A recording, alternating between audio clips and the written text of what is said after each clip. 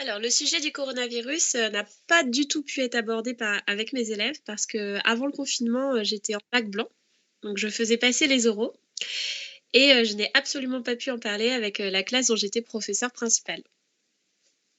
J'ai juste pu les aborder dans le couloir, le jour, où, on a mis en place, 2-3 petites choses, pour prévoir le confinement.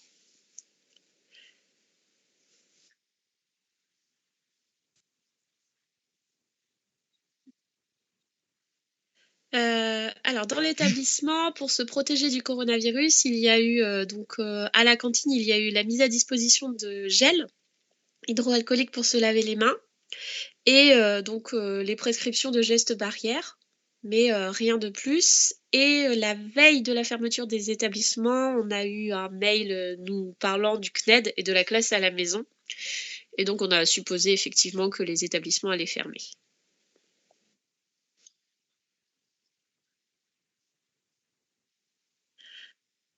Alors la continuité pédagogique, de semaine en semaine, s'installe. Alors la première semaine a été très difficile car, les outils n'étaient pas prêts. L'ENT n'a pas supporté le nombre de connexions, donc on n'a pas pu prendre contact par l'ENT avec nos élèves. On a dû repasser par l'ancien système de Pronote qui a permis, de récupérer presque tous les élèves ou du moins les coordonnées des parents, ce qui fait qu'on a appelé les élèves qu'on ne pouvait vraiment pas joindre.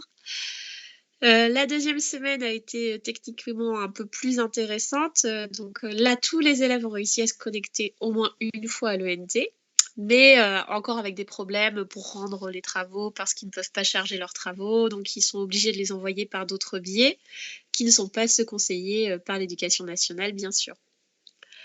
Moi, j'ai expérimenté une solution déconseillée, mais qui marchait, Discord, forcément, mais qui pose, plusieurs problèmes au niveau de la protection des données. Pour alléger le travail des élèves, je leur donne, 1 fois par semaine une tâche à faire, qu'ils me rendent.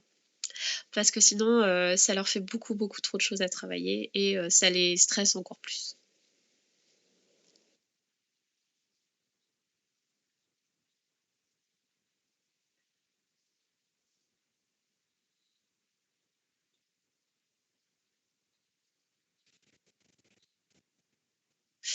Alors je pense qu'il y a de tout. Je pense qu'au lycée, ça reste à peu près, la même charge de travail. Et peut-être qu'au collège, ça a demandé plus de travail parce que ça demande forcément aux élèves de développer de l'autonomie face aux consignes et donc forcément plus de travail. Je pense que le niveau le plus difficile à suivre en télétravail, avec la classe virtuelle, c'est le collège parce que vraiment les élèves, manquent de repères, manquent d'autonomie, ne savent pas servir forcément d'un ordinateur. Au lycée, généralement, ça peut aller.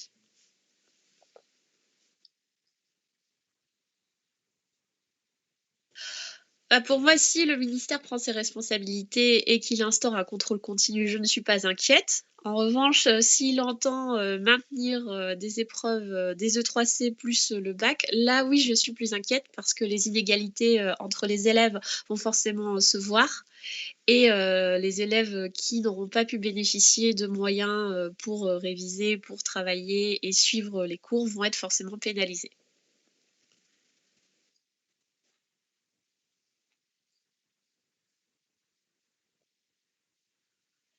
Alors, la sécurité financière, moi je l'ai parce que je suis titulaire. En revanche, les collègues qui sont vacataires, je ne sais pas pour eux comment ça se passe ils sont payés à l'heure, donc ils ne peuvent pas assurer, leurs heures de cours. Comme ils signent des contrats, au mois, donc je pense que le premier mois a été payé, mais pas les autres.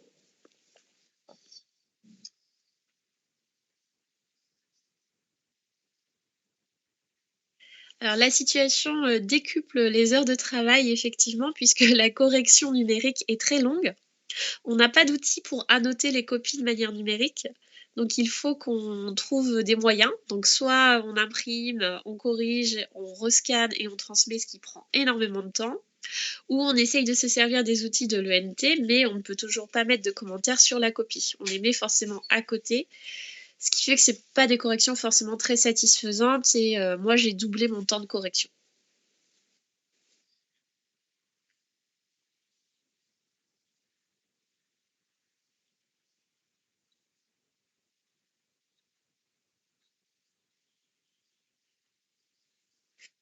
Alors, moi, je me suis complètement adaptée à la situation. J'ai fait le choix, de reformuler toutes les consignes. Par exemple, pour les secondes, c'est encore compliqué de travailler tout seul. Donc il a fallu, vraiment, leur développer les consignes. Donc, d'une phrase, je suis passée à 10 phrases avec, plusieurs étapes.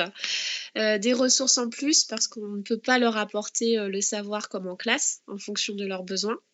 Donc beaucoup de ressources au cas où qu'ils peuvent aller voir, en fonction de leurs besoins.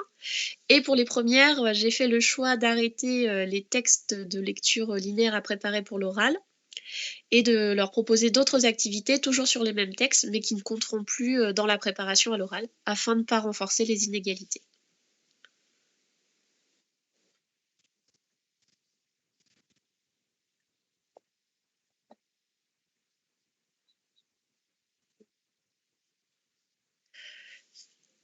Alors, la première semaine, le proviseur et les collègues qui sont chargés du réseau de l'ENT au lycée ont entretenu le contact avec tous les collègues pour essayer donc justement de pallier toutes les difficultés des collègues qui n'arriveraient pas à se connecter à l'ENT. Parce que c'est vraiment un outil qui n'est pas pratique, qui coûte cher en plus. Et il y a eu des tutoriels de faits, il y a eu des séances aussi par le CNED qui ont été dispensées. Et en cette troisième semaine, il y a des tutoriels tous les jours qui sortent sur le NT, mais je trouve que quelqu'un qui n'est pas habitué à l'informatique va rester forcément en difficulté. Donc j'ai eu beaucoup de collègues qui m'ont appelé aussi pour que par téléphone, je leur explique comment créer un cours, comment intégrer des choses. Donc on s'est beaucoup entraidés. Et on reste en contact entre collègues tous les jours à peu près.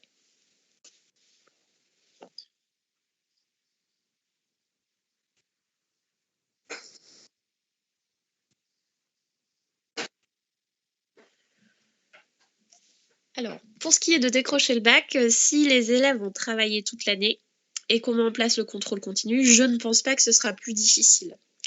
Moi, mes inquiétudes, elles vont plutôt sur Parcoursup et sur la sélection des élèves. Qu'est-ce qui sera pris en compte? Comment va-t-on faire? Là, c'est là la grande interrogation. Qu'est-ce que prévoit l'éducation nationale dans ce cas-là?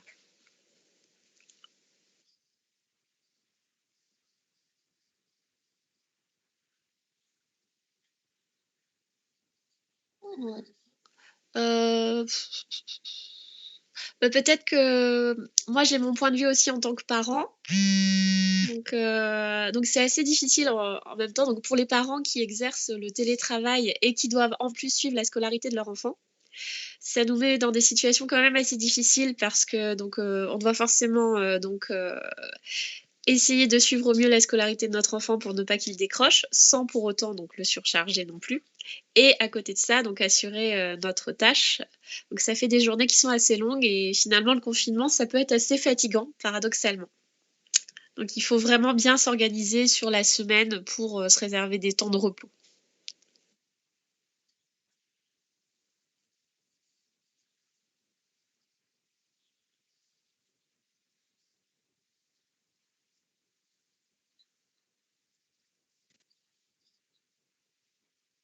Oui, oui, oui, je pense que ça manquait de préparation. Voilà, vraiment. Et mon avis personnel, c'est que euh, avec la semaine de reprise de la rentrée, elle aurait dû servir à anticiper ce confinement, en fait. Pour qu'on se mette d'accord, pour qu'il y ait des directives, pour éviter la surcharge de travail des élèves à la maison et guider les parents un peu mieux. Parce que là, tout le monde s'est retrouvé démuni.